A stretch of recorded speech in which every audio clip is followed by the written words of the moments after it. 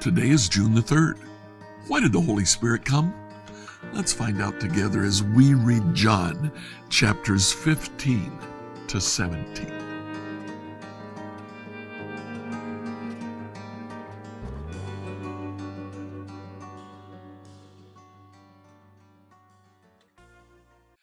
Today, as we read through the Bible in a year, I'd like you to read John 15 to 17. Now, here, Jesus enters into actually one of the longest sections of teaching that we have recorded from Jesus.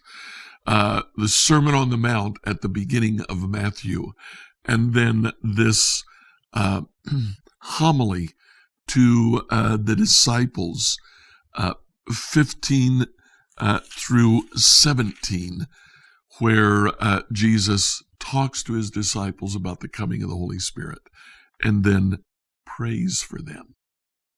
So in John chapter 15, he begins by saying, I am the true vine. You are branches.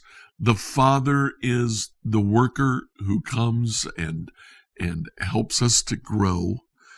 I am the vine. Remain in me. You don't cut a branch that you want to live off of the vine. Remain in me. And Jesus, at the end of that section, 15:1 to 8, says, what I mean when I say remain in me is love me. Now, as soon as he says that, verses 9 through 17, he says, love each other. Love me and love each other.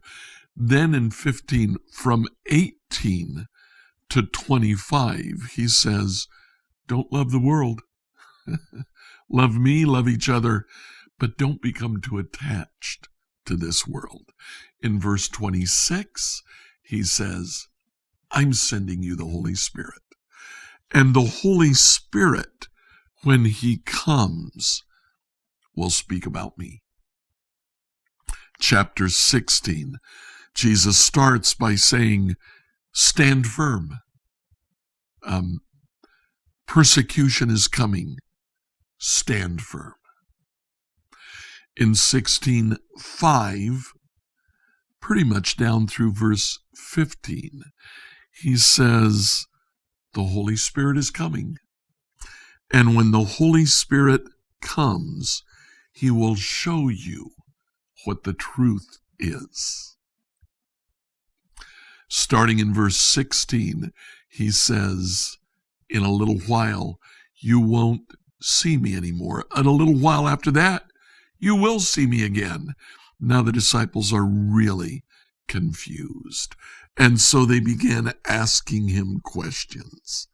Well, Jesus answers by saying, first you'll be sad, and then you'll have abundant joy. Now, looking at this after the crucifixion and resurrection, we understand clearly what he's saying, but the disciples certainly didn't. Even though Jesus had been telling them that I am coming to die, and I will die, but I will be raised again. They didn't understand that. It just didn't make sense to them.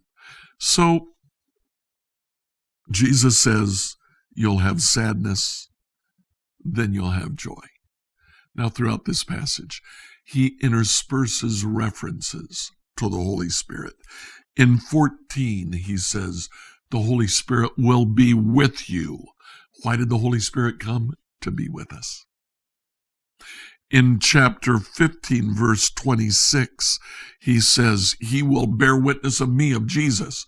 The Holy Spirit will point us to Jesus.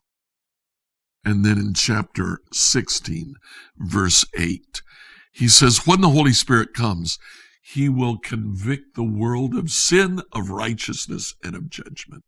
The Holy Spirit plays a role outside the church in the world that we live in, bringing people to Jesus. Then we come to chapter 17. I really don't have much to say about that. Just read it. It's beautiful. It's Jesus' prayer for the disciples and for us. There, he prays for our unity. He prays that we will indeed learn to love each other. He prays that we will be protected from the world, and he prays that we will receive God's glory. Look at the closing lines of the prayer, verses 25 and 26. O righteous Father, the world doesn't know you, but I do. These disciples know that you sent me. I've revealed you to them. I will continue to do so. Then your love for me will be in them, and I will be in them. Why did the Holy Spirit come? So that he could be in us, so that he could help us live the Christian life. Today, make sure that you're carrying a healthy dose of the Holy Spirit. Like, follow, and subscribe on whatever platform you use to listen to this devotional. Email your questions to us at questions@becomehope.com. Enjoy this Sunday in the church of your choice.